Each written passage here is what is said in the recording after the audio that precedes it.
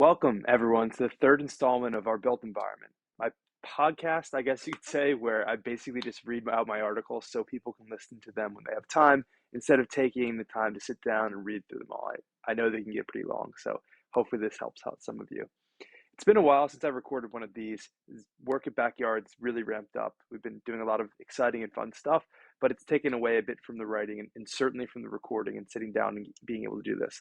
I know I have a backlog of other articles to record, but this one feels a little bit more pressing, especially because I just wrote it and it's a little bit longer, so it's probably not one that most people want to dive into and read, but we'll start here and I'll work my way back.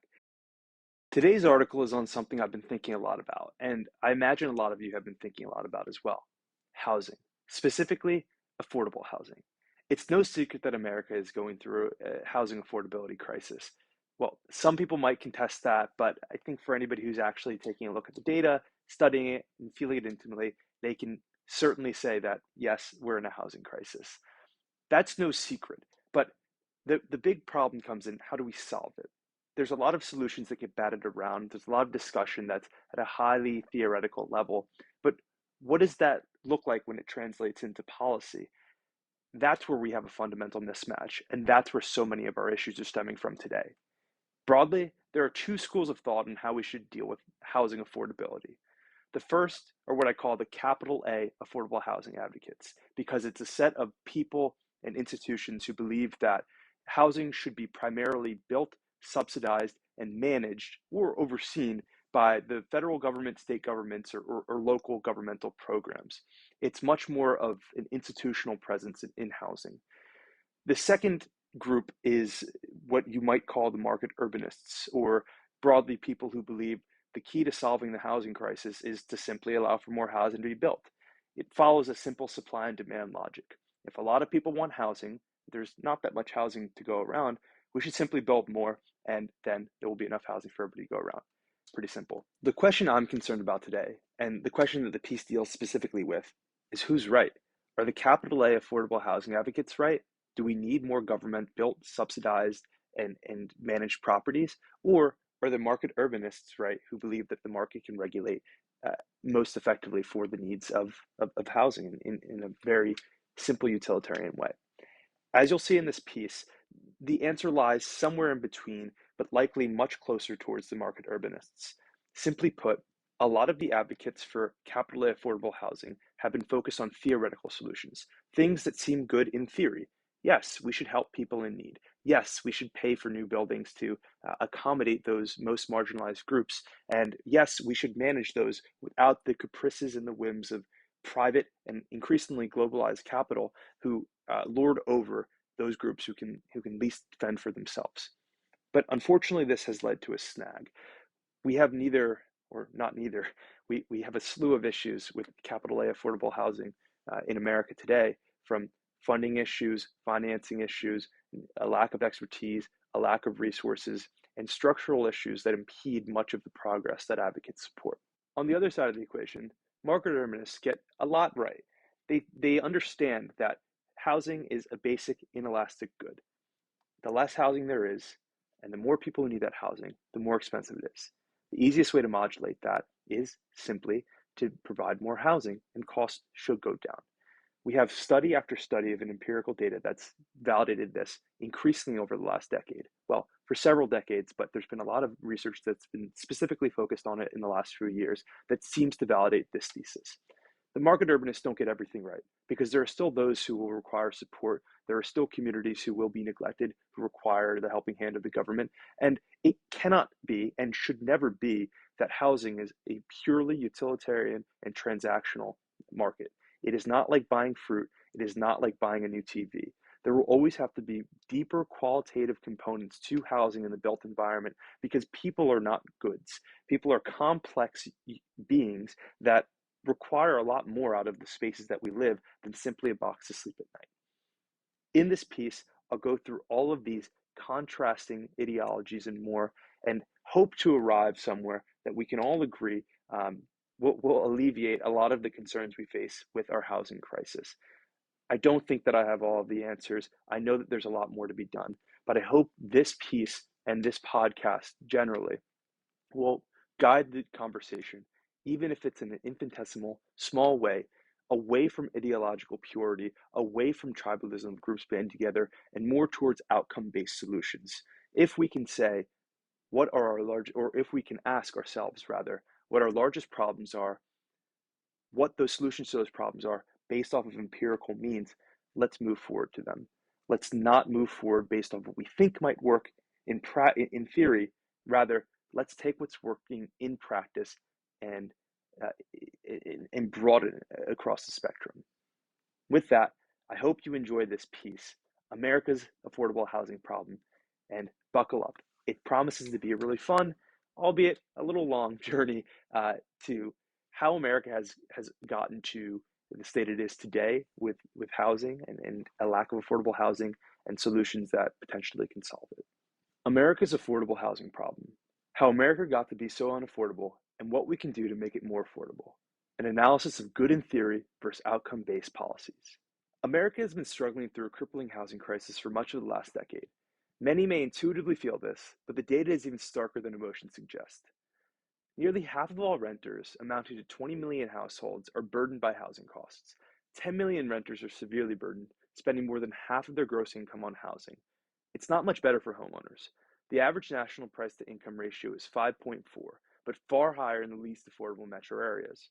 San Francisco, that bastion of unaffordability, had a price to income ratio of 9.6 as of 2020, just before COVID, where median home prices rather and incomes were $1.15 million and $120,000 respectively. Of course, this is a very high salary to have. For most working class salaries, after high state and city taxes, expensive raising kids, and general costs of living are factored in, without even considering the ability to enjoy oneself every now and then, it can take well more than 25 years to afford the median home. This isn't realistic for most people. More likely, working class and increasingly middle class families will never be able to afford a home in San Francisco. They'll end up moving to find housing that's more affordable elsewhere, driving to qualify out to far distant suburbs and satellite cities, and perhaps leaving the state entirely, which is what we've seen in increasing years, in order to find somewhere affordable to live. This has disastrous consequences on the composition of our communities and society writ large. This story is much the same in countless cities and towns around the country. This housing crisis has been exported to the coasts, to the hinterlands, where people are forced from their communities in search of affordability. It's dominated traditional news outlets, social media, and casual conversation, as housing is one of the few that institutions that nearly, but not every, American can resonate with and are compelled by. Where we live forms our identity. It's responsible for what friends we make, how we view the world, and even contributes to the opportunities we get in life, including our economic prosperity. It's unsurprising, then, that trying to understand the structures that could enable such a failure of housing, of unaffordability, has become our new national pastime. How can anyone be settled in any other aspect of their lives if they're anxious about where they're going to rest their head at night? They can't. This is particularly true for those groups who keep our communities running. If we believe in the title that's been bestowed upon those essential workers who fuel our economy, why do we not make sufficient provisions to ensure that they feel they're essential? Pricing someone out of the community they serve isn't conducive to maintaining that community. Eventually, it'll fail if they can't be there. If our teachers, nurses, firefighters, cooks, hourly workers, and other essentials can't live in the places they work, we won't have proper communities. When they're forced to commute hours each way just to their jobs or move outside of those communities entirely, these aren't proper places, but resorts, fiefdoms, and broadly, failed cities. Naturally, the solution to ensure that people of all means can participate in their communities is to make housing more affordable. But how do we actually go about doing that? Is it simply enough to build with affordability in mind, or are there more important things that we miss if we solely focus on price? Affordable housing versus housing that's affordable. There are two schools of thought on how to address our housing crisis. Well, three. But as we're 5.5 million homes short, have 600,000 people living on the streets any given night, and tens of millions of households struggling to afford basic housing costs, the third group that doesn't believe there's a housing crisis isn't worth spending much time on. So we'll focus on the first two. The first believes that affordable housing should exclusively be solved through government-built, subsidized, and incentivized developments. I define this as capital A affordable housing, as it's a cohesive idea and movement, a proper noun. It's what most non-housing people picture when they think about affordable housing. Public housing falls into this first category as well. It's important to note that what generally constitutes affordability is, quote, housing on which the occupant is paying no more than 30% of gross income for housing costs, including utilities, end quote. This might seem like an arbitrary number, and it largely is, but it's what you should have in mind as we move through this topic in this piece. The second group posits that the best way to solve this crisis is through market-based solutions that unlock artificially constrained supply to meet high demand. This group originally hails from the market urbanism school of thought. If enough housing is built, they reason, prices will drop because there will be less competition over a finite amount of housing. As housing is viewed as an existential need, i.e., an inelastic good, people's demand doesn't change much as prices increase. The only thing that changes is how much they spend. This is why people will pay more than half of their gross income on rent and not on Mountain Dew. If enough is created, housing, not Mountain Dew, we have enough of it, cities will have a surplus of places to live, leading to less competition and more housing that's naturally affordable, cheaper without requiring support from government programs. So, we have one group who believes in capital A affordable housing, and the other who thinks we should build enough housing such that it's naturally affordable. Who's right here? Does it even matter? Why can't we just build more housing and be done with it? Well, it's not that simple. In order to adjudicate these questions, we have to understand how we've arrived at where we are today and what the biggest roadblocks are to developing more housing that is affordable, capital A or otherwise. Why can't we just build more affordable housing? Section 1, Unresponsive Market. The first thing to understand about housing in the US is that it doesn't work like most other markets. In most markets, if large aggregate desire for something materializes, a supply chain can kick into gear to appropriately meet demand. In the case of fruit, let's say bananas, farmers can till, dig, sow seeds, and 9 months later or so, ripe bananas will appear, ready to be shipped off to all corners of the world and enjoyed. Unlike the market for bananas, however, housing isn't responsive. While there's still a lag time between digging and delivery, which may likewise take 9 months for single family homes or smaller apartment buildings, more for larger buildings, you can't simply go out and till the soil to create more homes where they're needed when they're needed. Enter zoning. Almost every new building in America must adhere to underlying codes in order to be processed by city departments before they get approval to be built. The presumed intention of the system is to moderate the use and intensity of land, but in reality, it's primarily been wielded to exclude certain types of people from living in certain places, like racial and religious minorities, and preserve large swaths of our communities as the sole domain for single-family homes. This is the first stumbling block in building the amount of housing we need, to say nothing of its relative affordability. In most major cities, upwards of 70 to 90% of the land is exclusively zoned for single-family homes. 70 to 90%. This isn't the suburbs, where almost all of the land is exclusively single-family zoned, but the heart of our cities, these places that we associate with skyscrapers and tall buildings and congestion and traffic. 90% of them, in some cases, are single-family homes, no different than the suburbs. This is a problem because it doesn't allow the market to kick into gear and provide housing where it's most in demand. All else equal, if there's more demand to live in a certain area, those who have more means will outbid those with less. This effect can be mitigated by building more, cue the market urbanists, but that's currently illegal thanks to zoning codes. When we restrict how many homes can be built, we're guaranteeing competition. A competition that only gets more fierce the more desirable, read expensive, an area becomes. This disproportionately impacts the supply of housing that's affordable. It indiscriminately affects both public sector and private sector developers. Just because you're in the capital A affordable housing space doesn't mean that you get a slide or you get a free pass from a lot of the zoning and regulatory environment that we have in America. So knowing this, it's not feasible to continue building outwards ad infinitum, which is demanded by a single-family development pattern. Or infrastructure, environment, personal health, and municipal coffers can't sustain this mode of building. The amount of land mandated by the system not only increases costs by imposing artificial scarcity on the amount of housing that can be built, not that much, but increases relative infrastructural costs as well, which must be passed on as higher housing costs. The reason for this is because if you have 10 homes on one plot of land, they can split the relative cost of, or the absolute cost of water, sewer, electricity, and other utilities equally among them. But if you take those 10 homes and spread them off across an acre, or 10 acres rather, now you need 10 more acres of utility lines for electricity, for sewer, for water, for anything else that you might be dealing with. In America, this problem is so severe that it's not just 10 homes on 10 acres, but it's millions of homes on tens of millions of acres that are spreading out our infrastructure. When you factor in the need to build roads out to all of these places, the asphalt they require, bridges, tunnels, et cetera, and you don't have enough homes that can support this amount of infrastructure, which is our current system, um, it is inherently unsustainable and setting up itself up for collapse. That's some strong towns ideology, and I'll put a pocket into that there. But if you're interested in learning more about that, I'd highly recommend you go check out the work from Chuck Marone in Strong Towns. They talk a lot about this growth Ponzi scheme that a lot of American suburbs are going through. Anyway, back to the article. Such a system is easily co-opted by NIMBYs, not in my backyarders, who weaponize codified single-family zoning in order to preserve their property values. Our local officials and planning departments have been all too happy to acquiesce to the demands of the wealthiest few at the expense of the many who are struggling. Subsection 2. Superfluous regulations. There are many restrictions beyond zoning that impact our ability to provide housing at reasonable price points.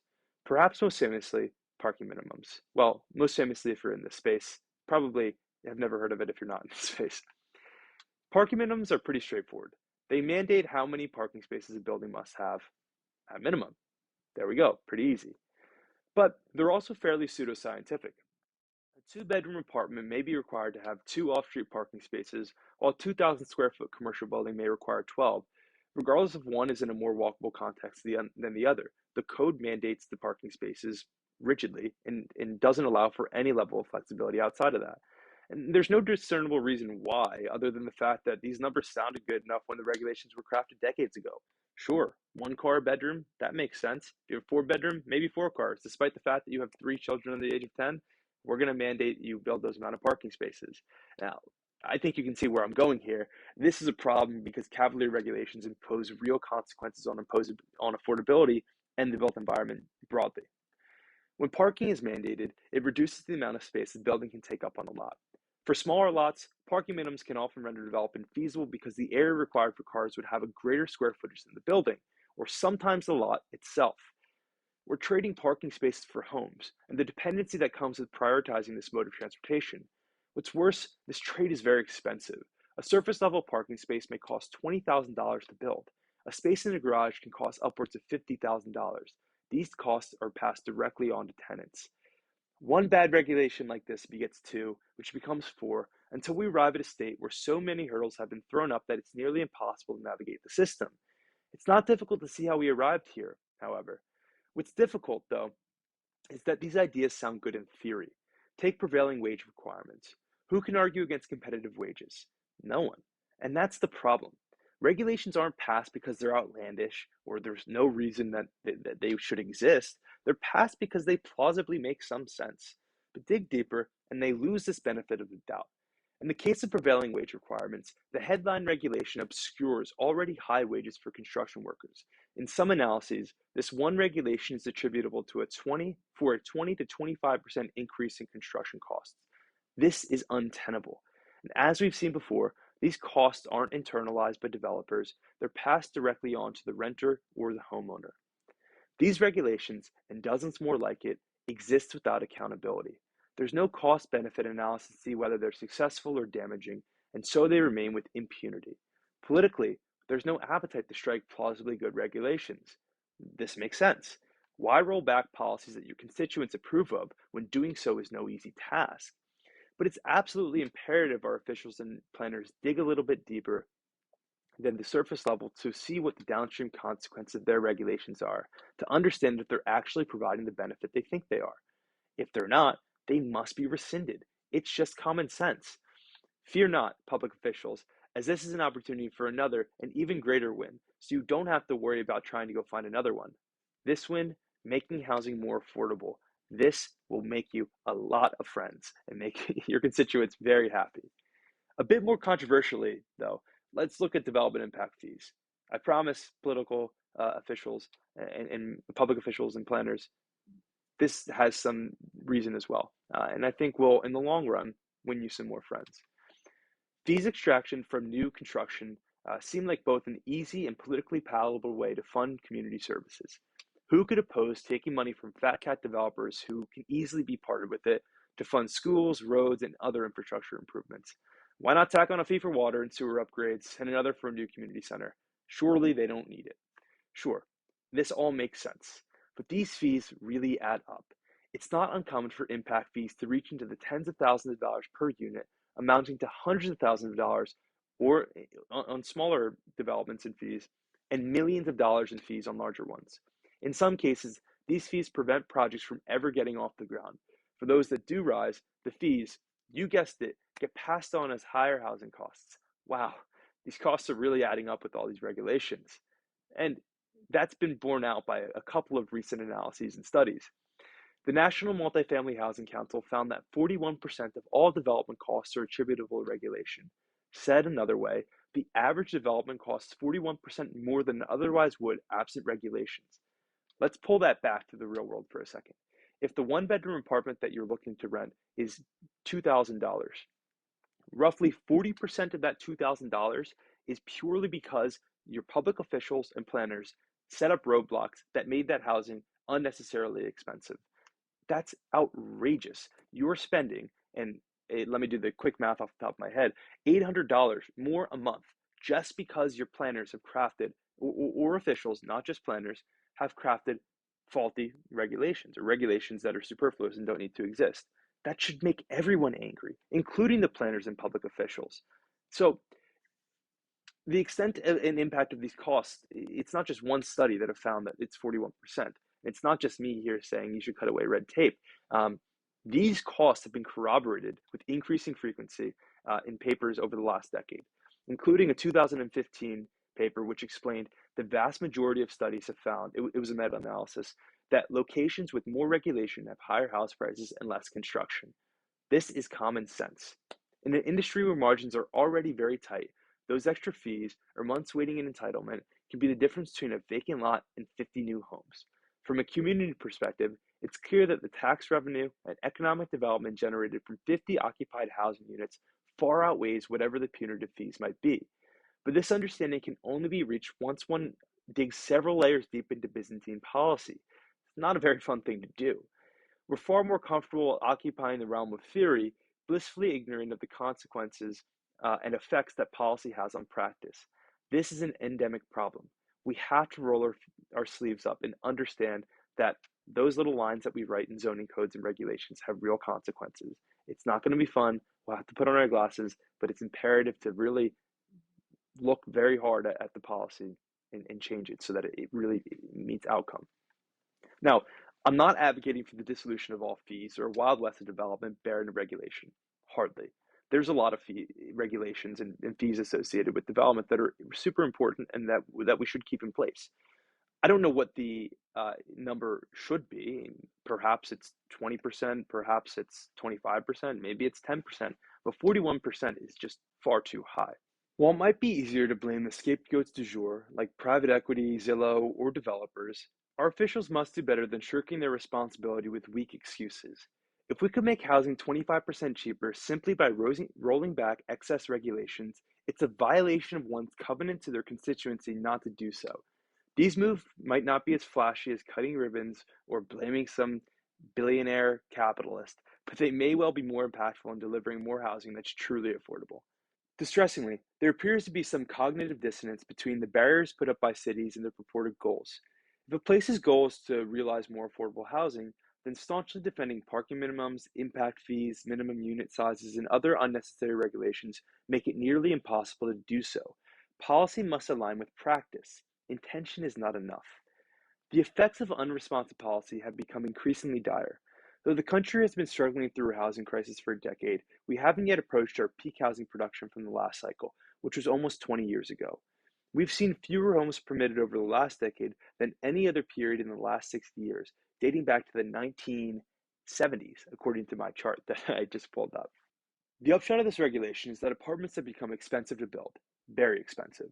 In markets where these regulations and entitlement periods are most severe, like California, an affordable unit can cost well over $1 million to construct. In notoriously expensive and anti-housing San Francisco, $740,000 to construct. In New York, the median cost of a new affordable unit is $500,000, with average costs being considerably higher. And it's only going to get worse. Indeed, The multifamily construction price index has risen by 8.5% this year, the highest rate in 40 years. Construction costs have increased 53% in the last decade alone. While there isn't a national database that tracks the construction cost of affordable housing, there should be. A limited survey from 2011 to 2015 conducted by the GAO found that the average cost of newly developed affordable apartments was $218,000. As costs have inflated significantly since then, we can assume 40% conservatively, those same units would cost roughly $305,000 today. But as a disproportionate amount of the units surveyed were in smaller cities or rural areas with lower housing costs, and the absolute number of affordable housing units needed is far higher in expensive urban areas, the average is likely closer to New York or San Francisco's basis than Columbus, Georgia. A reasonable expectation for the average cost of an affordable housing unit in America might then be around $400,000, but it could easily be more. Although the cost in more expensive cities is twice this, for all calculations moving forward, we'll be using this number as the analyses herein are meant to address a national housing crisis, not a localized one. Subsection 3. Funding and financing mechanisms. Our troubled legislative and regulatory foundation has made it such that it's nearly impossible to build anything in the areas that need it the most. What little does get built is dramatically more expensive than it ought to be. Could the government not help us out here? Surely federal orders, subsidies, tax incentives, or any other discretionary measure would mitigate this, right? Unfortunately, likely not. Two reasons. The first has already been addressed. Unless the underlying causes of housing affordability are solved, federal intervention that doesn't address supply side barriers will have limited benefit, potentially compounding the precarious circumstances of those who do not receive demand side benefits, as we'll explore later. Construction costs won't get cheaper until regulations are lifted and zoning codes are modified, but these are localized issues, not federal ones. And housing prices won't get more affordable unless we provide more housing, which only comes with reforming the latter. Second, the financing and funding available to affordable and public housing is limited. Projects require money to get built, and the short truth is there isn't enough money to go around. In 2019, HUD's entire budget was $44.1 billion. It was $47.9 billion in 2020. While this might seem like a lot of money, it's not for the scale of housing markets. If the entire budget for the federal agency tasked with crafting policy and programs to aid the country's housing needs were to acquire homes with the goal of stabilizing them, it would only cover less than 0.1% of the total supply of homes, or 111,000, roughly. This is calculated by assuming each home would cost $428,700, the median value for a home nationally today. However, most of these funds are dedicated to grants and rental assistance programs, demand-side protections that do little to add desperately needed housing. While vouchers and tenant protections are important, they're duct tape on the bottom of this bucket leaking water at a rapid rate. We need a new bucket entirely, else the water, precariously housed individuals, may threaten to overflow into great chaos, mass homelessness. The primary tool used by the federal government to encourage the development of affordable housing, the Low-Income Housing Tax Credit, or LIHTC, is only projected to lever a further $10.9 billion for 2022. This is the most it's ever received. Since its inception, LIHTC has placed 3.44 million units into affordable service, or roughly 100,000 a year. In the last few years, this has worked out to $90,000 in public subsidies for construction costs per door.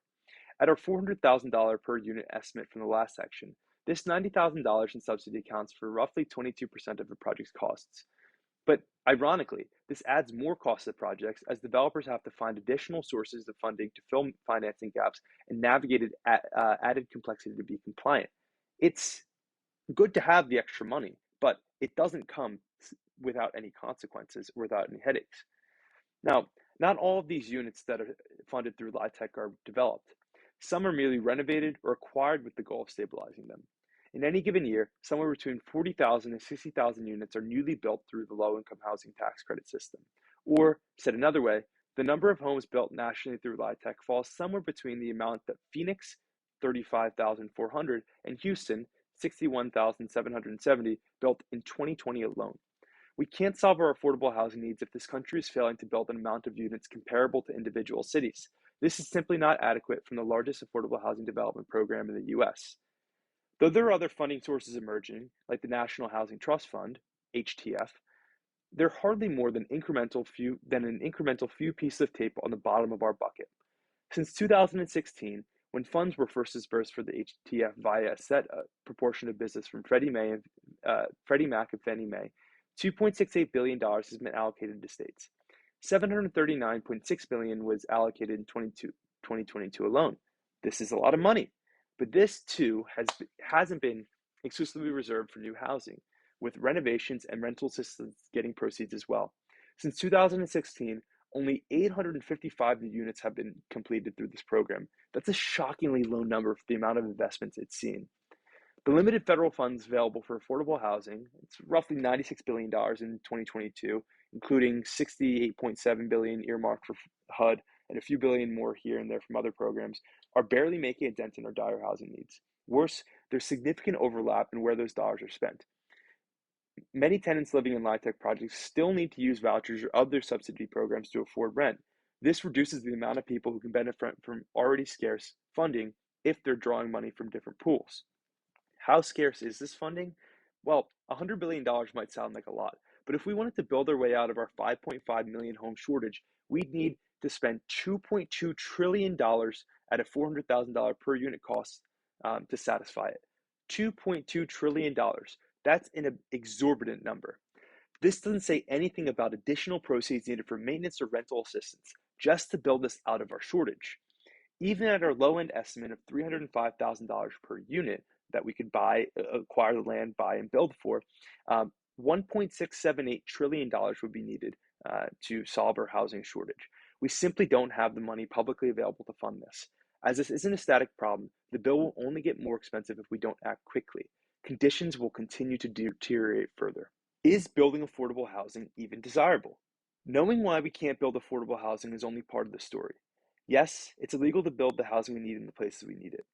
Yes, superfluous regulations make what little does get built far more expensive than it ought to be.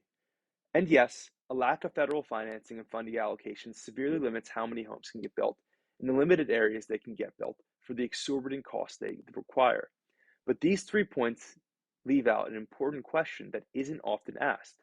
Should we even be pursuing affordable housing, capital A, at all in the form it comes in the United States? On the surface, affordable housing seems like it should be a universally endorsed institution. What a ludicrous question to ask. How could anyone be opposed to providing housing for the most marginalized people?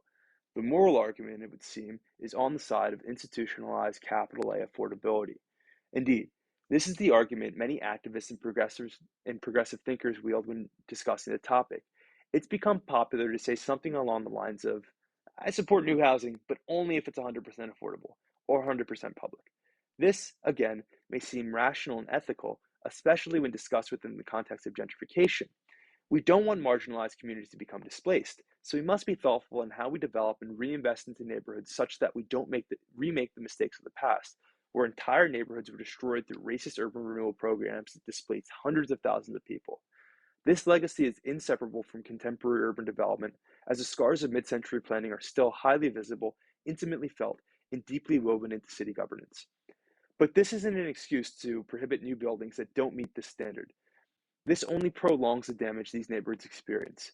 Calls for the exclusive development of affordable housing and a rejection of development that's affordable through market means remakes the mistakes of the past through creating a tight funnel where only a few projects can be realized, leaving vacant lots, boarded up homes, crumbling infrastructure, and for the few projects that do get approved, concentrated segregation. Within this framework, any non-institutionalized housing falls prey to the popular, abstract, and misunderstood concept of gentrification. The word is used as an ideological rationale for not improving communities at all, as any level of investment induces wealthier individuals to move into a neighborhood with the theoretical effect of displacing existing residents. Or so the thinking goes. Blithely stating that every project should be affordable not only defies the economic reality of getting projects built, but the lived reality of communities as well, and to great consequence. Simply funneling more dollars into the existing structures of affordable development will exacerbate these embodied challenges. We must give careful consideration to our actions, or else we'll have a housing and community crisis as severe as anything we've ever experienced in modern urban development history. Subsection 1. Deep subsidies required. We briefly touched on this in the last section, but it's worth making a finer, more tangible example here. Housing is expensive. By our conservative estimates, we would need $1.67 trillion to satisfy the cost of building new homes through affordable mechanisms, and likely $2.2 trillion to say nothing of deferred maintenance or future housing needs. This is an already inflated price, as affordable development, capital A, is estimated to be 20% more expensive per square foot than market rate projects. Building more affordable housing isn't a simple process either, as many wrongfully proclaim. This is especially true when efforts to build it are quashed by those who aren't acting in good faith or politicians who exacerbate the already difficult process of delivering new, affordable homes, capital A, through a misunderstanding of land use economics. One might simply say, all we have to do is spend more money, and eventually it'll be solved for. But if money is being spent in a system that's designed to inflate costs and has proven it cannot manage properties adequately, these dollars will be incinerated in that system. This isn't just because housing is expensive upfront. If only it were, several $100 billion in public funds a year for a decade might make a meaningful difference, though it would increase taxes and inflate costs, but we'll be generous here. No. A project must make financial sense once it's operating, whether it's built by the government, a nonprofit developer, or a for-profit one. Operating expenses like maintenance, insurance, property management, taxes, etc., can't exceed the revenue a building brings in, or else it'll operate at a loss. In the public sector, this means a building won't get built in the first place. In the public/capital A affordable sector, this means that more public funds, subsidies, or taxes will have to be used in order to prop up the operating loss. This may be manageable at one property, but not across millions of homes. One quickly sees we don't have a limitless reserve of cash to cover up the shortfalls. If this doesn't comport with a given ideology, one must only look at the numbers to learn housing policy has to be ideologically agnostic. This tool from the Urban Institute, linked in the article, sorry podcast listeners, is helpful in understanding these imperatives. For our purposes, we'll run through the numbers below to analyze a market rate development versus an affordable one to prove the point more finely. For both projects, we'll assume the same parameters. The lot is 5,000 square feet along a street zone for multifamily housing. The site allows for an FAR of 2, meaning 10,000 square feet can be built on the site. Because there are relatively few lots in the city that allow for apartments, the land is expensive, as many people would like to develop the property. This is especially true as the median price for an apartment in the city is at a record high. With these parameters set, here are a few assumptions for the projects. The price of the land will be $2 million. Construction costs will be $400 a square foot for market rate and $480 a square foot for affordable, which is 20% more than the market rate, though it would likely be higher than this in the most expensive areas. The apartment count and size, there'll be 10 apartments, 1,000 gross square feet each. The rent will be $4,000 a month for the market rate apartment and $1,800 a month for the affordable apartment. And this will be affordable for households making less than $65,000 a year, though you could easily imagine this being much less and the rent being less as well. The expenses. Affordable expenses will be 20% cheaper than the market rate expenses due to an assumed tax rate. And finally, the bridge equity and construction loan. A 60% loan to project costs will be assumed for market rate development, while 50% debt proceeds will be assumed for the affordable development. This is because banks won't finance a higher proportion for affordable projects, and likely it would be even less than this. That's why there need to be a number of funding mechanisms that fill in the capital stack gap, whether it's LIHTC, new market tax credits, there's grants, there's a lot of different funding mechanisms, but banks generally don't lend very high on affordable projects. So I have a chart that's detailed into the article, which you can see. It will be linked in the description below. But what it shows is that without a meaningful subsidy, the capital A affordable property is operating at a pretty significant loss of $181,000 per year, while the market rate building is returning just under 3% in profit. It's for about $73,000 in income. This illustration shows two important things. One, most affordable units require deep subsidy just to operate. Two, market rate developers don't make big margins on projects. In fact, they're paltry, even when rent is $4,000 a month for a one bedroom. This only tells part of the story, however. Most properties are built today with the intention of being sold on at a later date. It's called merchant building. In order to value properties, a capitalization rate is applied that implies how much a property is worth based off of the stability and kind of its cash flows. There is an inverse relationship between cap rate and value. A property with a higher cap rate will have a lower value, and a property with a lower cap rate will have a higher value. A brand new apartment building in the hottest neighborhood in town will have a low cap rate, while an old, half-vacant office building on a suburban arterial road will have a relatively high cap rate. As you can see in the sale analysis below, again, sorry podcast listeners, this is again linked in the article, The market rate development will have a lower cap rate because it's achieving higher rents without being encumbered by restrictions on rent. As such, it'll be valued at nearly $8 million. It's about $336,000 in net operating income divided by a 4.25 cap rate. While the affordable development could generously be valued at around $2 million based off of its cash flows. After the cost of selling the properties, which we can assume to be 6%, and the value of outstanding mortgages are considered, we can calculate the returns for both projects. The market rate development returns $3.9 million in profits off of an initial $2.5 million equity investment for an annualized return of 16%. Well, this might seem like a great return. On a risk adjusted basis, it's likely comparable or a little bit worse than if one were to hold all of their money in an S&P 500 tracking account, which returns roughly 10.5% per year. This year, it's a lot lower, but we'll just go with the averages. Um, and the people who hold their money in these index funds don't have to deal with the obstacles, illiquidity, and risk of real estate development project. So, as such, it's doubtful whether or not this project will get built for the level of risk that it entails and the headaches for limited partner investors. For the Capital A affordable development, the project would lose $2.35 million on an initial equity investment of $3.5 million for total losses of nearly $5.9 million. As the original project costs were just over $7 million, and the property loses, in this scenario, $180,000 a year, each of the 10 units would need roughly $720,000 in subsidies in order to satisfy all debt and equity needs. As it's very difficult to justify deep subsidies in an expensive area where $4,000 apartments barely pencil, affordable housing developers have a few levers they can pull to get their projects built. They can try to build smaller units, though the rent they could charge would drop. Of course, they can try to cut corners in construction to reduce the cost of the building, or they can try to find land in a cheaper area with more permissive zoning. Usually, they pull all three levers, as this is the only way to get affordable housing built. This has grave consequences on our communities.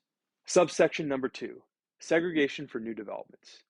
Because of exorbitant input costs and the need to stretch limited dollars as far as they can go, much of the new affordable housing that does get built is concentrated in a few neighborhoods.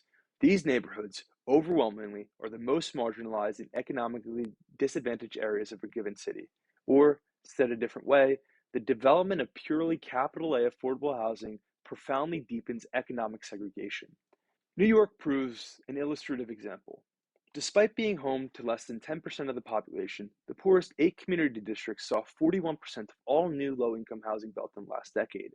These neighborhoods all have median incomes less than half that of the city, which is $73,000 a year, with the lowest income areas, Morrisania and Belmont, having an AMI one-third of the city's median. Their AMI was $24,000, $24,800, and they had poverty rates above 40%. These community districts are also disproportionately home to minorities, meaning that new capital A affordable housing is deepening racial segregation as well. In New York, Hispanic and Black families make less than half the median income of white families, which is about $107,000 a year. When the maps of neighborhoods broken down by race are overlaid on the maps of affordable housing development, they bear an eerie resemblance.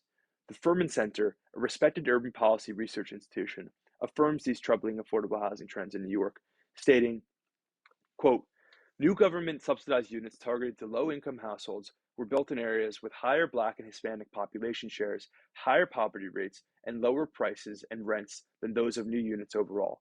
In addition, new units targeted to low-income households that are suitable for families, parenthetical, with 2 or more bedrooms, were located in higher poverty census tracts than smaller units.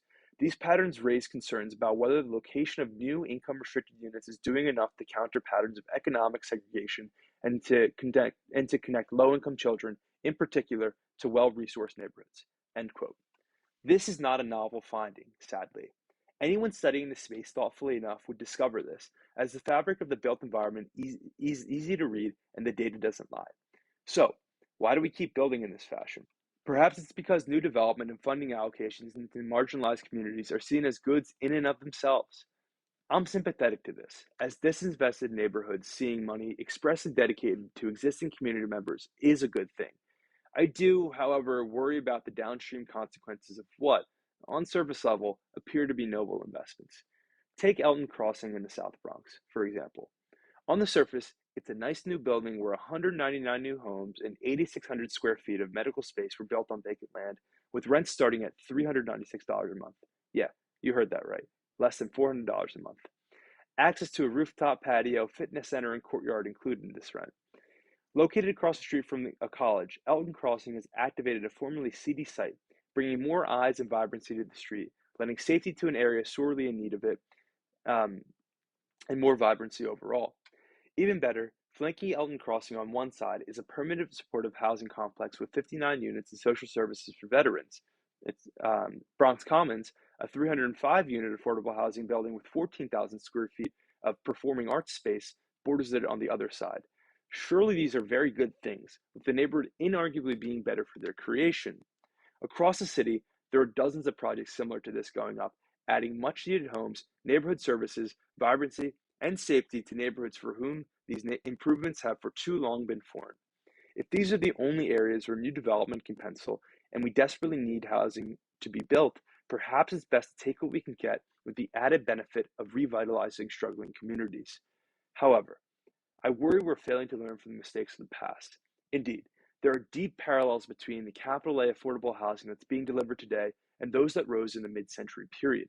The significant caveat being that today's buildings aren't rising on the lots of newly demolished neighborhoods, as happened in urban renewal, but on the skeletons of failed policy from that generation. In both eras, new buildings have delivered much needed housing and improved services that even market rate tenants would have had difficulty securing. Where elevators, gyms, and courtyards in new buildings are rarities in the free market today, central heat, running water, and playgrounds were the in-demand amenities of the past. In buildings likewise designed by prominent architecture firms. But the generations have more troubling parallels as well, including long wait lists and intense segregation. Where the first NYCHA projects received 3,800, 14,000, and 20,000 applications for buildings with 122, 574, and 1,622 units, respectively, today only one in every 593 applications is approved to live in NYCHA buildings, a system hardly better than the lottery. While racial integration is better today than it was in the past, not by much though, economic stratification is not. According to research from Pew, the share of lower income and upper income households living mainly among themselves increased significantly from 1980 to 2010. In New York and Philadelphia, the cities with the worst economic segregation in the country, 41% and 38% respectively, of low income households resided in low income neighborhoods. It's expected that this has only worsened in the last decade. This is incredibly damaging. Not only in the danger it poses for an ever more polarized society, but also, and more importantly, because people's lives are at stake. Potentially generations of families, as sociologist Patrick Sharkey has shown. When marginalized groups are concentrated in neighborhoods through force or by lack of choice, they get stuck, as it were, and are unable to mobilize themselves out of disadvantage. This is because, among many other factors, there are fewer resources invested in education, fewer jobs and economic opportunities, worse environmental or public health conditions, and increased violence, all of which further compound spatial inequality and marginalization. The data is clear. When neighborhoods are segregated by class, those with concentrated disadvantage remain disadvantaged, with opportunities severely inhibited. If we look back at LIHTC, the federal government's largest program for enabling the delivery of newly built affordable units, capital A, unfortunately, many of these buildings are located in disadvantaged neighborhoods with high poverty rates near industrial sites or next to insalubrious and loud highways. At a time where inequality is deepening and access to opportunity is shrinking, one of the worst things to do is restrict where people can live based on income. It further compounds disadvantage. Though the promise of affordable housing is a noble one, because of the state of land use economics in expensive American cities, its insistence is potentially doing more harm than good to the neighborhoods that are already struggling the most. It should come as no surprise, then, the solution isn't to lord over prescriptive income bans either. Unfortunately, this idea has become increasingly popular, but make no mistake of the marketing materials. This is an ever strict and arbitrary segregation of people by class. As a chart for new housing development in Brooklyn illustrates, sorry, podcast listeners again, if a single person wants to move into a one bedroom, they must make between $21,000 and $45,800 a year. No more, no less. This not only boxes out those of lesser means from finding housing, but it caps one's mobilization potential and boxes out those of middle income as well. If someone makes more than $45,000 a year, for example, they won't qualify to live by themselves in these apartments because they're perceived as not needing aid. This is, of course, outrageous. It's not as though if someone makes $1 more than the maximum threshold or even $20,000 more, they're well off. So, people are forced with an unenviable dilemma. Either don't take a job opportunity in order to save your housing, or take the opportunity with higher economic upside and fend for yourself in the precarious housing market. Like I said, unenviable. The upshot is that firmly working and middle class people like teachers, firemen, nurses, and deli clerks are forced to spend 40%, 50%, or usually more of their income on housing, or else they can't live in their own communities. If they're forced to move and want to keep their job, they may have to commute several hours each way, whose negative impacts need little explaining. While the wealthy need no aid, and those of lesser means are prioritized, though not nearly sufficiently, the middle class is hollowed out. This institutes and locks in urban segregation. It exacerbates polarization of our cities through prescribing just who can live where. This profound failing of policy is unacceptable. Subsection 3: Lack of expertise, mismanagement, and downstream consequences. Even if we could get comfortable with the costs, delays, and increased class-based normative demographic segregation, which, to be clear, we shouldn't, but we must recognize that these are the consequences of the current state of capital A affordable housing, we'd still have one final hurdle to surmount, namely that the public sector is woefully ill-equipped to deal with this challenge. This deficiency leads to more inefficiencies, costs, and severe declines in quality of life for those we're meant to be protecting. Principally, the issue is that public agencies aren't designed to be developers. As Jenny Schwetz explains, the role of a real estate developer is complex, requiring specialized knowledge across various disciplines, from finance, design, local zoning and entitlement programs, to construction, property management, accounting, investor relations, infrastructure, and many, many, many more fields. Take it from someone who knows. This is not something that you can just walk into a door and do. There's a great deal of risk involved with this as well, faced even by the most experienced, competent developers. Forcing our public agencies to become developers would make an already confused system of 3,300 local public housing agencies ever more disorienting, resulting in an inferior product. As the New York Times notes of Houston's struggles with homelessness, quote, as in other cities, dozens of local aid organizations, public and private, were operating in silos, competing for federal funds, duplicating services, not sharing information or goals, housing precious few people, end quote. Beyond this, there's no funding for public development, capital B, capital D. As the Urban Institute explains, quote, federal public housing construction has seen almost new funding in nearly 40 years. Current funding for public housing is primarily for maintenance and operations of existing properties, and even this is extremely inadequate, end quote. Even if these non-developers wanted to try their hand creating the spaces that matter more than anywhere else in someone's life, hint, this is not something that one can or should try their hand at if they're not equipped, they don't have the people required. Staff are short everywhere for the existing mandates and of housing authorities, particularly in cities that are struggling the most. Calling for the creation of an entity that is set up to fail isn't just senseless, profligate, or inefficient. It's catastrophic for those who would have to live there. How can we say that it would be catastrophic? Because these agencies have proven abysmal failures at even maintaining the properties under their purview. The conditions of publicly managed buildings could be called intolerable at best, but would better be described as inhumane. Residents of public housing buildings in the US often live without heat in the winter, air conditioning in the summer, or hot water year round. But this is just the tip of the iceberg. Pests run rampant, violations for basic fixes go unanswered for years, and deleterious conditions compound. Thousands of apartments fail to pass inspections for basic habitability every year, yet remain neglected without any accountability or pathway for improvements. They also remain occupied. This is leading to materially worse health outcomes for public housing residents, including less access to opportunity, worse mental health, social exclusion, and yes, segregation. This is profoundly wrong and unacceptable. Returning to New York. Sorry, I have to rein in my anxiety and anger at this with my tone, but I don't know how one can study this space and not be profoundly upset and angry at the state of our current capital A affordable and public housing systems. It's an injustice to the people who need help the most. Let's dive back into the article. Returning to New York, where perhaps the crisis of public housing is as severe as anywhere else nationally. The New York City Housing Authority, NYCHA for short, manages 177,000 homes for 536,000 New Yorkers across 335 buildings. Across its own 162,000 apartments in 277 NYCHA built developments, it houses 340,000 people, or roughly 4% of New York's population. This is a significant operation and makes it all the more distressing at just how bad the conditions have gotten. According to NYCHA's CEO, the buildings they manage are $40 billion back in repairs, or roughly $23,000 per unit. Bringing these buildings up to basic habitability required nearly the entirety of HUD's 2019 national budget, which, as we saw above, is disproportionately skewed towards rental assistance, not maintenance or capital improvements. $40 billion is a comically large number. So what does it mean on the ground? It means fixing dilapidated buildings where 83% of apartments have at least one severe health hazard, severe, and 73% of the common areas have similar severe health hazards.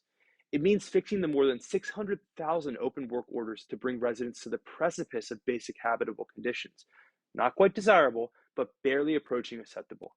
It means prioritizing lead abatement in paint, walls, and water lines, treating asbestos, mold, sewage leaks, exposed electrical hazards, and fixing long broken elevators that leave residents trapped hundreds of feet in the air, functionally imprisoning them.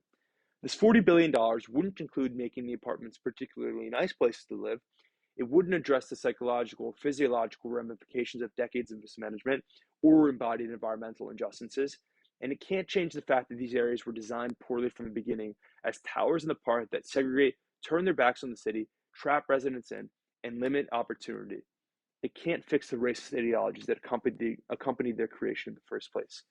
When we put the condition of NYCHA in these stark terms, it's no wonder that they've been given the ignoble crown of worst landlord of the city for 4 years in a row. And that's a title with steep competition. Proponents for public housing point to the Faircloth Amendment, a 1998 provision of the Quality Housing and Work Responsibility Act that prohibited the net new creation of public housing units above the 1998 mark of 1.28 million homes as the reason why public housing exists in the state it does today. But this doesn't pass muster, as the public housing authorities cannot even manage the existing assets they have today. If their current 1 million units were exemplars of management at the highest standards of quality and living imaginable, then it's an argument I'd be sympathetic to. But they're not. Nationally, it's estimated that public housing authorities require $70 billion just to fix outstanding issues and renovate current properties, a number that threatens to grow larger despite 10,000 public housing units that are lost a year to inhabitable standards. The amendment stands as protection against further profligacy and expansion of deleterious conditions. Beyond public housing, the previous New York mayoral administration spent at least $83 billion to create or preserve 200,000 affordable capital A stabilized units, 134,000 of these units preserved. This amounts to $450,000 per unit in spend, spread across the preserved and 66,000 new capital A affordable homes created. With tax breaks added as inducements, the upshot of this policy has been to lower the city's revenue while increasing its costs. This is not a winning equation and cannot be sustained when the city has so many other pressing capital needs. They must get out of this business. Public agencies are slowly realizing that they can't adequately build or manage housing. That's good. Less hopeful, though, is their proposed solution: inclusionary housing. Inclusionary housing. As Emily Hamilton describes, inclusionary housing, quote, policies require or incentivize developers to designate a portion of new housing units as affordable for households making low or moderate incomes in exchange for density bonuses, allowing developers to build more market rate housing than they otherwise would be allowed. End quote. Like most well-intentioned housing policies, this seems pretty good on the surface. More affordable units, more market rate units, seems like a win-win, right? But look a little deeper, and the effects of this ill-considered policy are a little more troubling. In many cases, the costs of adding new income-restricted housing are not outweighed by the density bonuses offered. Instead of the win-win scenario where more homes are built for everyone, fewer units are built as the return of capital is not sufficient to compensate for the costs and risks of new development. In New York's first 25 years of inclusionary housing, only 172 units were built per year, according to scholar Alan Bertobe. Where inclusionary housing is mandated by localities, as opposed to being a discretionary program that people can select, these effects are even more pronounced. For those few market rate units that do get built, they're expensive, in some places 20% more than if they didn't comply or didn't have to comply with the programs, as they make up the costs for insufficient bonuses elsewhere. They're smaller units, too. As the variance between designated affordable and market rate units can be significant in high cost cities, bonuses would likely need to be much higher than housing skeptical municipalities might be willing to allow. If bonuses aren't high enough, the programs act as massive subsidies for the lucky few who are able to get housing, sometimes rising to $100,000 per unit per year. Where Bertode compares the system to having the same impact as a lottery, many try, few win, a comparison isn't needed. New York has a literal lottery system for those looking to live in affordable or inclusionary housing units. The demand is obscene. There is now a 700 to 1 ratio of New York City housing lottery applicants to openings for new income restricted apartments. In some buildings, wait lists might get as high as 60,000 applicants for just a few units. These odds are worse than scratch off tickets. In other capital A affordable programs, one's chance of securing housing is even worse, amounting to a dedicated source of revenue for cities made on the backs of struggling families. Rent control and stabilization. This system is little better than other favored capital A affordability programs that have similarly been mismanaged, like rent control and rent stabilization. In these programs, in units where tenants or their families have been living for decades, rent is held constant in order to preserve housing costs in stabilized low-income communities, parenthetical control, or the rents are capped as increases are heavily regulated, parenthetical stabilized. On the surface, again, this sounds great. It helps keep lower income individuals and families in their communities when market rents threaten to displace them. But once again, we must look deeper. When someone is able to move into one of these apartments, it's unlikely they'll want to leave. And why would they? If you can secure a $1,000 apartment in a neighborhood where comparable homes rent for $4,000, it doesn't make sense to leave, even if you make a considerable sum of money. There are many people who have secured rent stabilized and rent controlled apartments who make far more than those who would otherwise qualify via similar income means testing programs. So, who wants to pay for more housing? That's the point. Even if you make a lot of money, you don't want to pay more for housing. It's great for those who can find places to live in these programs, but not many can, as there are far more people who qualify for income restricted units than get them. Beyond this, there are many people who don't qualify for income restricted housing at all, but still desperately need somewhere to live. Such is the caprice of a system that only allows people in narrow income bands to apply for housing.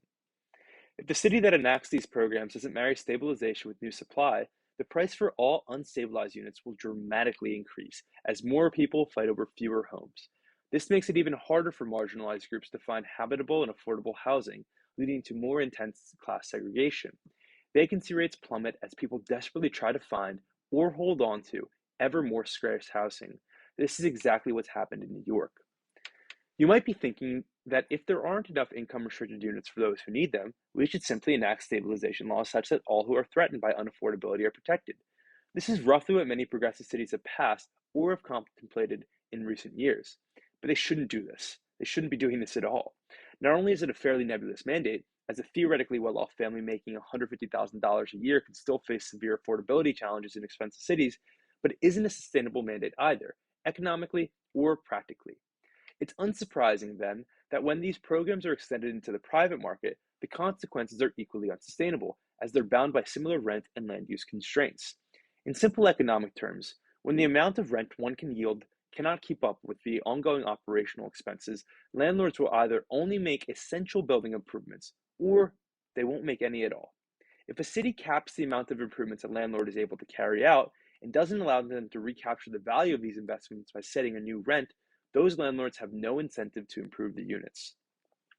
This isn't because landlords are bad people, hate marginalized communities, or are greedy. It's because they're rational. Without subsidy, why would one spend $100,000 when they can only generate a few dollars more over the course of a year? Doesn't make sense. No one would. So those units and buildings that require maintenance go unimproved, decay, and lead to far worse housing conditions for residents who have no other options. This is true for both the public and private markets. It's not dissimilar to what happened with NYCHA. We're facing a housing supply crisis today, but in a decade, we'll be facing a housing quality crisis. What's disheartening is that the deleterious impacts of rent stabilization have been well known for decades, with mountains of empirical data disproving the flawed policies working in isolation. We know they lead to more expensive housing, deteriorating conditions, less tax revenues, and, improbably, displacement when we don't marry these programs with new housing. And yet, we continue to leverage these programs with a dangerous ignorance of basic cause and effect. Minneapolis and St. Paul, cities so close they're called twins, illustrate the divergence these policies can have. Minneapolis, who passed one of the most progressive pieces of zoning regulation in decades by making exclusive single-family zoning illegal, permitted 2,317 units in the first half of 2022, while St. Paul, who recently passed a rent control measure, has seen a significant reduction in housing permits, with only 342 getting approved. Two cities facing similar housing challenges, two dramatically different results. Policy matters. It's time we act like it. Though it might not seem like it at surface level, what these policies amount to is picking winners and losers. Such is the inevitable result of programs that cannot possibly cover the breadth of an issue so large as housing in America, a $54 trillion asset class split between roughly $44 trillion of single-family value and $10 trillion in multifamily value. No matter how well-intentioned these programs are, our policies privilege the few who can gain access to rare units, whether through arbitrary lotteries, in-connections, or other means, and make the circumstances much, much worse for those unable to attain them. We can't tie the fates of our most marginalized groups to dumb luck, with pretty bad odds. If we allow policies like rent control and rent stabilization to gain favor without an acknowledgement of the importance of supply, it shifts the burden away from producing housing to preserving housing. This enshrines narrow economic realities for the select few, which by and large leaves the many out in the cold. I don't want to come across as cynical, though, or dismissive of the work being done by folks around the country who are trying desperately to alleviate our housing crisis in the ways that they believe are best. There are no shortage of programs, firms, and organizations that are attempting to help, but most of those working on these issues exist outside of the public apparatus. Brian Balkis, in his excellent piece detailing why America can neither build infrastructure efficiently nor economically, notes that these agencies have become reliant on consultants and middlemen in order to make up for inadequate staffing and skill. Though he writes about infrastructure, these lessons can just as easily apply to public and affordable housing agencies, which leads to further cost overruns. Quote, the expertise problem is compounded by the fact that agencies are often staffed with a workforce of people either just at the beginning of their careers or near the end of them. Those at the beginning tend to leave if they are ambitious, which leaves senior positions in the hands of agency lifers. Because of this dynamic, and the fact that it is not economically feasible to have the wide range of expertise needed in-house, public agencies employ consulting firms. These firms fill a valuable niche. Emphasis on valuable. They make costs much, much more expensive. Neither the agencies nor the consulting firms doing this work have accountability to build these projects well or under cost. The consultants actually benefit from cost overruns, change orders, and delays, as it increases the fees they can generate from projects.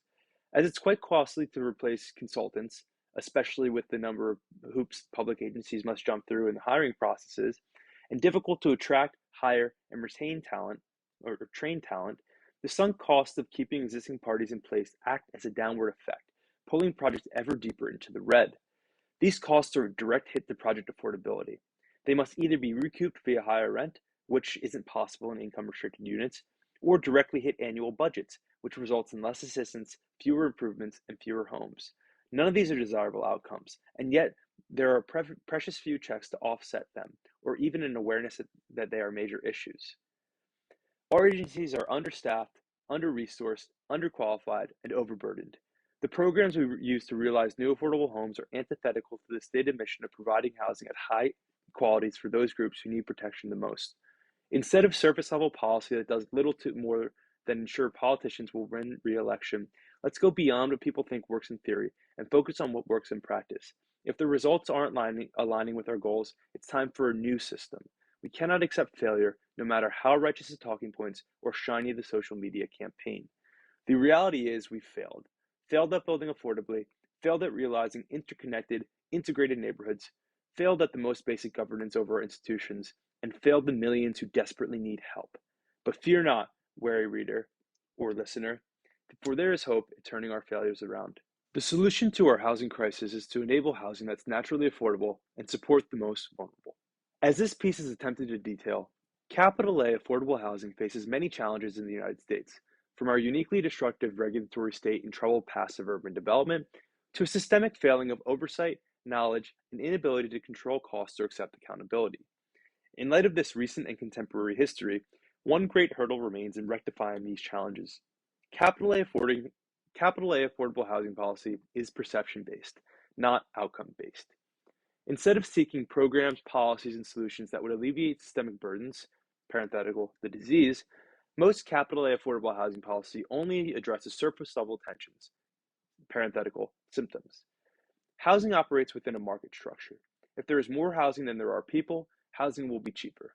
If there is less housing than there are people, housing will be more expensive. By way of example, let's go to dinner. Let's say 100 people are invited to a dinner. When they arrive, there are only 60 meals. Naturally, the 60 wealthiest in the group, or those willing to spend the most, will pay what they have to in order to secure a meal. This leaves 40 people out in the cold, hungry. Within our current set of demand-side solutions, the government provides subsidies to ensure a few of those meals are reserved for those of lesser means, regardless of the cost it takes to secure them. Because there are no new meals being added, the incremental cost of procuring each additional meal increases.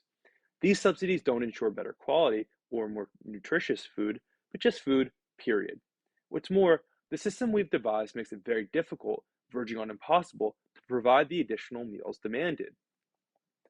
No matter how many subsidies the government hands out, if the total meals don't increase from 60 to 100, there will still be 40 people who won't get any food. As the meals get more expensive through scarcity and existential hunger sets in, an increasing amount of those who are either not able to afford dinner or aren't being subsidized are forced to go hungry because they're not considered in the system. This is our current housing crisis and policy response in a nutshell. It's an abject failure. Common sense would hold, then, that the solution isn't to continue playing a demand side game where 60 meals are up for grabs, where every person pays more to secure meals of diminishing quality, but to allow the kitchen to create more meals, and perhaps a surplus of meals, such that everyone can get something good and nutritious to eat. Any focus on not providing more meals results in famine. The solution isn't to go from 5 to 10 subsidized meals, but 60 to 110 meals in total, while keeping the kitchen running so that when more people want to come for food, it can be provided for easily. This is the supply side solution. Enabling more meals is a result of an outcome based system, a structural fix to a structural problem of our own doing that seeks to improve outcomes across the board. While there will always be people who need help getting to the table, which demand side subsidies can certainly help with, it should not be the focus of our policies, no matter how virtuous they seem on the surface. It's here that we return to gentrification, that most misunderstood concept. It's become fashionable both online and off to ridicule any change in a neighborhood that doesn't comport with one's subjective reality as gentrification.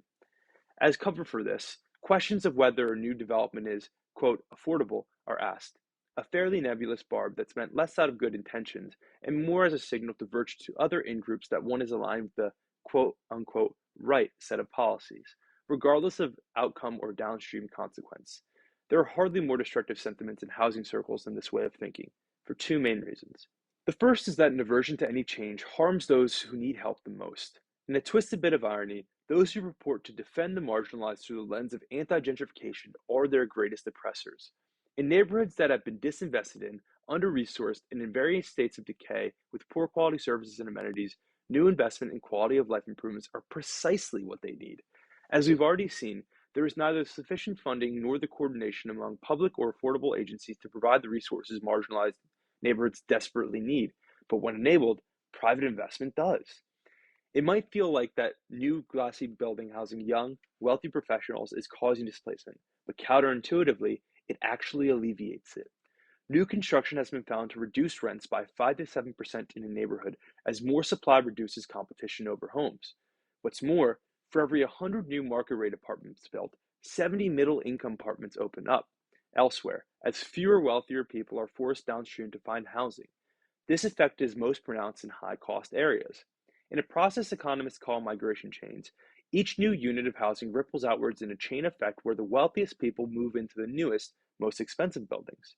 When the first person moves into a new building, a relatively less wealthy person moves into the first person's previous home. When the second person moves, a third relatively less wealthy person takes their home, and so on until everyone moves up to take the housing of the person who lived in the unit before them. Over many years, what was once new housing filters down to lower income groups. If we want to accelerate this process, we need only build more housing. The research shows that instead of low-income families being displaced in this process, they actually move into gentrifying neighborhoods as new housing is created further in the chain. To the extent that displacement occurs, it's only for the lowest income groups, and only 1% higher than one would otherwise expect in any given year, holding all else constant. If sufficient protection is given to the most marginalized groups, new development is an incredible net benefit for neighborhoods. In study after study and meta-analyses of studies, adding more homes moderates price increases, making housing more affordable to low and moderate income families. This is how we build housing that is affordable, through outcome-based empirical processes. As we've seen, displacement via gentrification doesn't occur when new buildings are constructed, but when we don't build new housing. It is not gentrification for a new restaurant to open up. It is not gentrification to have bike lanes built in a neighborhood where more people use two wheels than four. It is not gentrification to improve housing stock that's falling apart. It's a city finally investing into the areas it has long since neglected. So, if we know new development doesn't make housing more expensive, shouldn't we embrace the other benefits it brings? Things like grocery stores, better schools, roads, and clean drinking water? Housing without pests or chemicals, and properly functioning HVAC and mechanical systems, paved potholes, safer streets, better transportation, more places to eat, more places for kids to go after school, etc., etc. I can keep listing all the benefits. Of course we should, without even listing all of those benefits. But these improvements won't come to neighborhoods that are outside the vision of those in power, whose gaze is fixed on areas that are more prosperous. This is how markets work. Wealthier people demand improved services, and the market responds. This isn't to say it's fair or right, but it is reality. Instead of willfully ignoring reality to the detriment of one's own neighborhood, change should be embraced and crafted such that it can still meet a community's needs. This doesn't mean mandating 50% or 100% of all units as quote unquote affordable, as those products won't get built.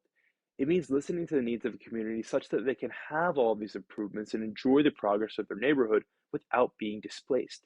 That's what matters. Besides, the choice is binary.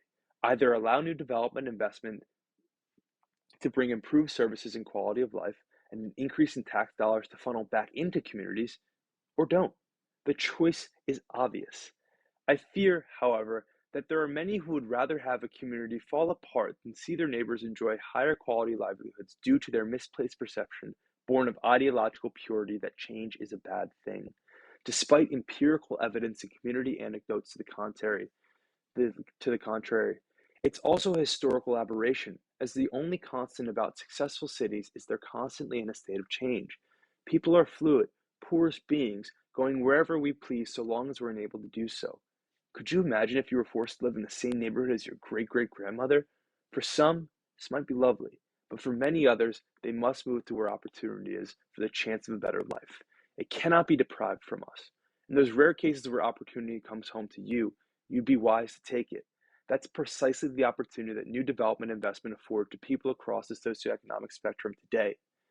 As groundbreaking research from Raj Chetty and his team have shown, where you grow up matters. Upward mobility is much higher in areas where poorer families are integrated among more mixed income neighborhoods, and lower where poverty is concentrated, which our current system of affordable housing furthers, by the way. This has enormous positive effects. Studies have shown that for every year a child spends in a high opportunity neighborhood, the likelihood of attending colleges increases, as well as their total lifetime earnings, up to $200,000 or more per year, or in total, rather. Sorry. When people of different socioeconomic classes live side by side, there's a higher chance they'll interact with one another than if they remain segregated. This can potentially lead to friendship across classes, which has been shown to reduce poverty. Historically, these opportunity studies have focused on the movement of low-income families to wealthier neighborhoods, but why couldn't similar benefits accrue the other way around? Indeed, they absolutely can. We can still reduce segregation, improve access to opportunity, life outcomes, and the quality of life for existing residents, and we don't have to force them from their existing neighborhoods if they don't want to move. So long as existing residents are allowed to take part in the positive change of their communities, this program should be embraced. The second problem with anti-gentrification activism is a more sinister one, as it wards over who is allowed to eat and who shall go hungry. This sectarianism usually falls along class lines, but can be wielded along racial lines as well. For many commentators in the space, it's viewed as bad or somehow ignoble to be concerned with the housing needs of those who don't qualify for arbitrary income-restricted models. This reduces housing to a zero-sum, static game. It holds the position that we only need to help a set amount of people who meet some threshold, but ignores the fluidity of humanity. Sure, there may be 10 people who need affordable housing today, but tomorrow might be 20, including 10 who were previously middle class but fell into poverty because of narrow suppositions of who ought to be provided for. While someone might make $60,000 a year, a one bedroom that costs $2,500 would amount to paying half of their gross income towards rent before taxes, food, transportation, and any other basic essentials are provided for. If that person is laid off, has a surprise medical bill, or has to take time away to care for a family member, among numerous other scenarios, suddenly they're not able to find housing. As situations like this compound, previously well off folks fall into precarity, forced to fend for themselves or wait years on long lists, which does irreparable damage to the prospects of stability. It's scenarios just like this that have led to the rise in homelessness in the last decade, a far more common occurrence than many think. Most people aren't without housing by choice or because they're mentally unwell, but because they have nowhere else to live due to unaffordable housing. Everyone needs housing that's affordable, not just one class, group, or race. The notion that one group of people inherently deserve housing more than the next, despite making an incremental dollar or a thousand more, or look a certain way, is ludicrous. This enshrines segregation. It thrives off of factionalization, where groups are pit against one another in a holy war of moral absolutism. Troublingly, it espouses class warfare as something virtuous, demonizing those who fall outside of narrow subjective boundaries. If we believe in every human's fundamental right to housing, then we must be honest about what that means. While someone making $60,000 might seem to have it all going on compared to someone struggling on $20,000, they still cannot afford median rent in most markets or support their kids, but they don't have any programs dedicated to help them out. Again, selecting a few winners and losers while ignoring the wide middle of the country is no way to run policy. Factionalization is tantamount to pouring gasoline on a fire that has already destroyed countless lives. It's a symptom of a broken system, a dangerously myopic and destructive symptom, but a symptom nonetheless. It is not the right way to address our most existential challenges. For those quote unquote online individuals who latch on to a subject with only cursory, surface level notions of a subject and metastasize around it, it's time to get real. As many of these voices are influential, their misconceptions inform scores who know little to nothing about the topic, but use charged words as cultural signifiers that they're in the in crowd too. It can feel empowering to be a part of a group fighting for a noble cause, which further justifies ideological concentration.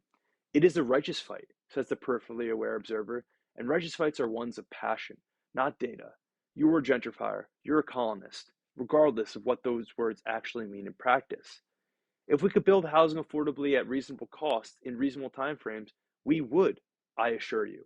But it's not that simple. To use this passion for some semblance of cultural clout at the expense of millions who are struggling intimately through their housing is not only the opposite of righteous, but incredibly destructive. We should not be tearing away the fabric of our communities and society because we feel comfortable pitting ourselves in one group or the other in the fact that it makes us feel good or get a couple of likes on Twitter. Far from it. We must come together and rise above these petty grievances. If we use first principles thinking, what is the base element we're looking to solve in this housing crisis? I, along with many others, believe it to be high quality housing that all people can afford and keep reasonably well maintained. How do we do this? First, we must reject ideological purity and move forward with solutions that are proven to work. Though affordable and public housing are great ideas in theory, most projects have been unsuccessful in the American context and practice. We cannot keep trying to jam a square peg into a round hole. It's an injustice to those who are struggling through these institutions daily and the many others who struggle outside of them. We know that liberalizing zoning works. We know that building more homes works. We know that Byzantine regulations and codes do not work. Outside of a political vacuum, these are all very simple solutions to deliver housing that is affordable at reasonable input costs. It's imperative we dismantle the failed policies that inhibit us from the base element that we're fighting so hard for. If there are nonprofit or NGO developers who can deliver housing that's affordable through leveraging select governmental programs or grants, that's fantastic. Likewise, for larger developments from housing authorities working in concert with external partners. There's no doubt there have been several excellent examples in recent years of this, but they can't be relied upon to provide all of the housing we need. They are just edge cases. This doesn't mean we shouldn't try new innovative ideas that hold promise for alleviating our crisis, but only that we must be focused on outcomes when we consider them. Social housing is one of these ideas that holds promise. Overseen by a public agency or nonprofit, the development and management of social housing is not income restricted. While the funding mechanisms are a bit fuzzy, it may require large public outlays to an entity expressly focused on, with expertise in, development. The prospects for long-term maintenance make more sense. with higher income groups subsidizing lower income ones, such that the operations aim to be revenue neutral. Whereas inclusionary housing fails because it requires below market returns for entities who absolutely must deliver above market returns, and public/affordable housing fails because the rent from the exclusively income restricted units is not enough to meet basic maintenance and habitability standards, social housing blends the two together with a clear-eyed understanding that it's not meant to turn a profit, but that it also must generate enough revenue to keep the building standing.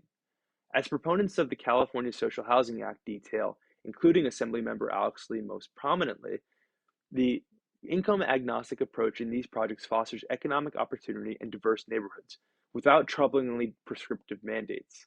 The beauty of social housing is that it's intended for all people, not just narrow groups of winners. There are even private developers like Kevin Kavanaugh in Portland, who's delivering some of the most exciting, affordable, dynamic, and truly innovative housing in the country, using creative financing to lower return thresholds. This may be viewed as a quasi-social housing form, albeit by a private developer. As of now, however, the majority of housing will have to be delivered by traditional private developers. There simply isn't the capacity or infrastructure and other modes of building to provide for the sheer volume of homes we need. It's in this vein, then, that it's high time to dispel the myth that developers cause the housing crisis or greedily take advantage of it. A developer's job is to provide housing at whatever rates the market can bear. No more, no less. If there isn't someone willing to buy or rent a home at a given price point, a developer will adjust their price downwards. Likewise, if there's intense demand at a given price point, they'll adjust it upwards. We've been living in the latter state for decades. In this way, developers are little different than farmers. Both provide existential goods for people who aren't capable of creating them on their own. Margins are similarly tight. Most developers earn 3 to 5% returns in mature markets on stabilized assets, and both practices are risky and unpredictable. The parallels run deeper to more enlightened notions of how each should be practiced. In agriculture, it would be nice to have all organic food, parenthetical, affordable for development, but presently that is impossible. Instead of mandating all food be organic, we have to do what we can or else face the prospect of an even greater crisis down the road. Sri Lanka's and recent disastrous experiment in organic agriculture proved just this, leading to hunger, economic depravity, and a toppling of its own government. Ideological purity cannot be policy when people's lives are at stake, and the proposed intervention cannot adequately provide for all of those who require aid. But where farmers are valued for the service they provide, an existential service, I would add, private developers are not. Why is this? It's far easier to grow food in your own backyard than it is to create your home, after all. Beyond this, every building one has ever been in is a result of labor from a developer of some sort, with a disproportionate amount of these coming from private developers. This is a good thing. The practice of building new housing employs millions of people all around the country, both directly and indirectly. These seem like very simple things to support. While anger is directed at caricatures of developers, most of the money in any project goes to the trades. Working class or upwardly mobile middle class professionals like electricians, painters, plumbers, roofers, etc. These men and women need to support their families as much as anyone else. Are they not deserving of compensation? When one understands the actual cost of development, the notion that developers make all of the money on a project is outrageous, and opposition, naturally, should dissipate. What's more, much of the money that enables the construction of new housing comes from institutions like pension funds, endowments, and insurance companies. These firms have minimum return thresholds so that they can pay teachers and firemen their retirement pensions, offer scholarships to students, or cover insurance premiums, or rather, cover insurance claims. Developers take a split of proceeds after all the risk-intensive work they've done, but they're hardly profiteering.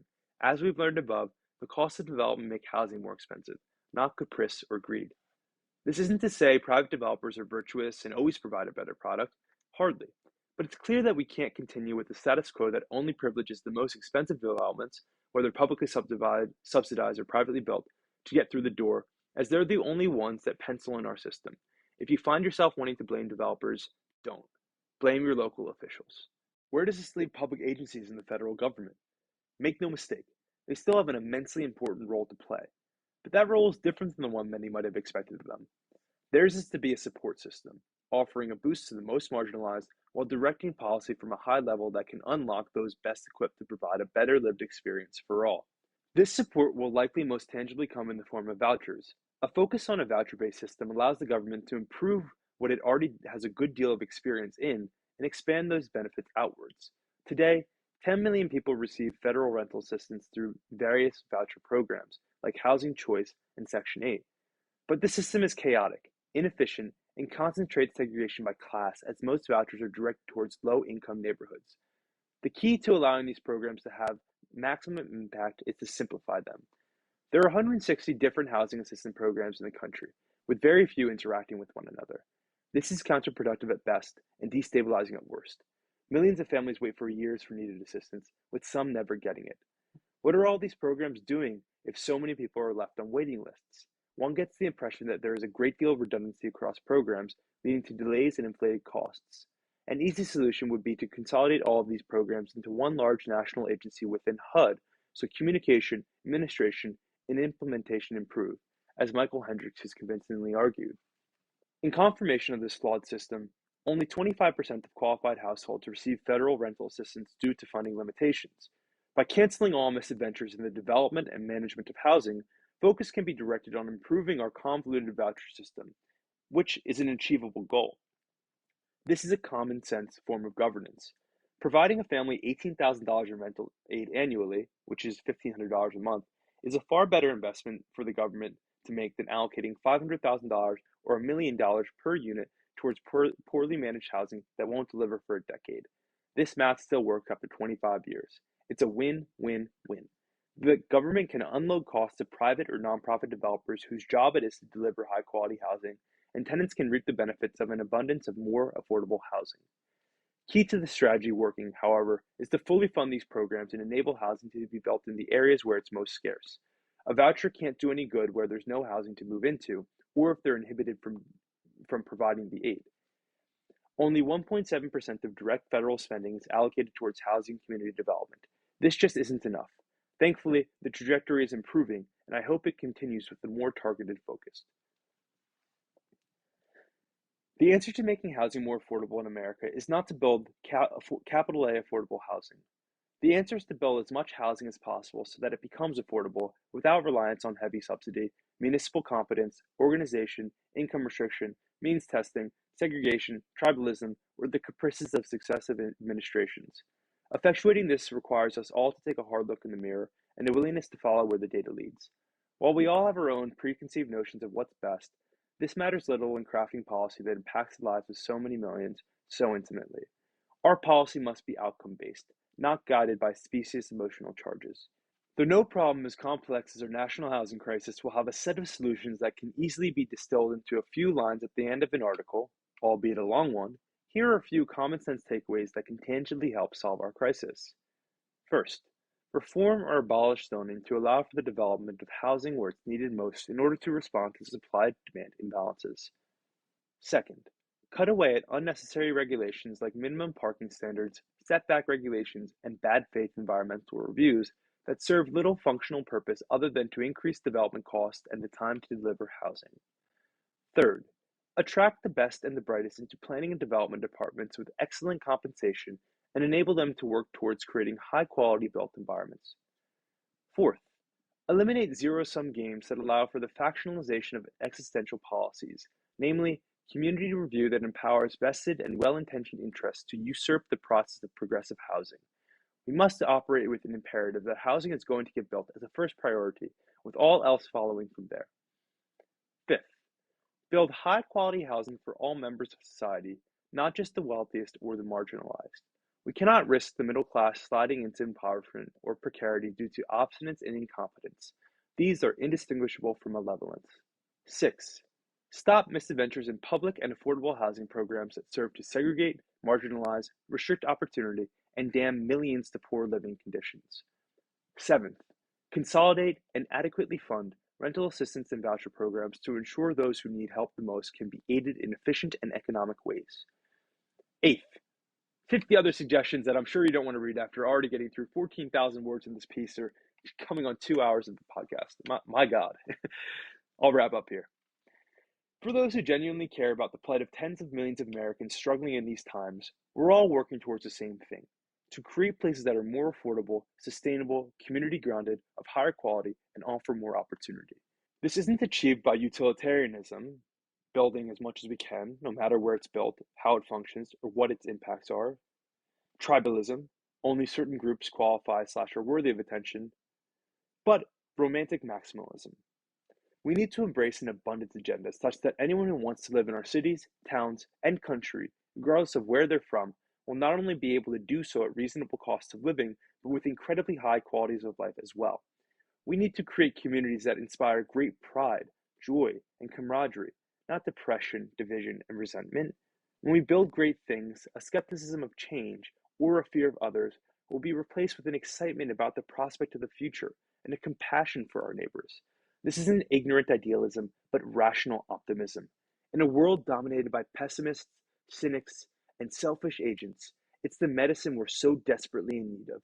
The future of countless millions depends on it. Postscript. Thank you so much for listening to this piece. If you enjoyed it, want to be in the loop when I release new pieces, feel free to share it, subscribe to my Substack or Medium, or to my YouTube channel where I'll be posting this. This is the longest piece I've written so far. It took several months of research, analysis, arranging, and composing, but I'm happy where it's ended up. If you liked it, hated it, agreed with it, disagreed with it, or anywhere in between, let me know down below, whether the comments on Substack, Medium, or YouTube, or sending me a message at ourbuiltenvironmentpod@gmail.com. I'm sure I've missed some things here, but I had to cap the article near 15,000 words, or else I'm not sure anyone would have been able to finish it, you or me. Hopefully, this is a meaningful contribution towards a larger conversation on one of the most important topics in America right now. We can't solve this crisis unless we're realistic about what it takes and we're willing to do the work. We can't solve this crisis unless we come together to do it either. So, let's all come together and try. The fate of the country may very well depend on it. Thank you.